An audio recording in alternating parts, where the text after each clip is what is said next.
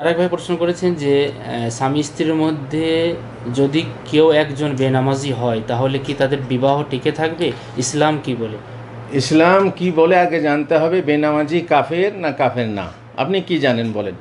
আপনি মুসলিম হিসাবে বেনামাজিকে কাফের মনে করেন না করেন না?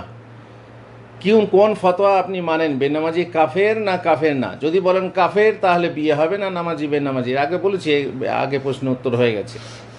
এই প্রশ্নের উত্তর জানতে আগে জানতে হবে বেনামাজি কাফের না কাফের না। আপনি যদি জানেন বেনামাজি কাফের তাহলে নামাজি বেনামাজি বিয়ে হবে না, সহজ কথা। সে যদি কেউ প্রশ্ন করে যে আপনি কি অভিমত দিবেন বেনামাজি সম্পর্কে, সে কাফের কি কাফের নয়? যেটা সম্পর্কে ফায়সালা নেই সে সম্পর্কে তো কারো ফায়সালা দেওয়ার অধিকার নেই। আমি কে ফায়সালা দেওয়ার? ওলামারা মতভেদ করেছেন, কেউ বলেছেন বেনামাজি কাফের, কেউ বলেছেন বেনামাজি কাফের না। যদি কেউ অস্বীকার করে সর্বসম্মতিক্রমে সে কাফের, আর যদি কেউ শৈথিল্য করে নামাজ না পড়ে তাহলে সে কাফের না কাফের না, এই নিয়ে মতভেদ আছে। আর এখানে সৌদি আরবের ফতোয়া আছে যে সেও কাফের, যে শৈথিল্য করে নামাজ পড়ে না সেও কাফের, যদিও সে অস্বীকার না করে।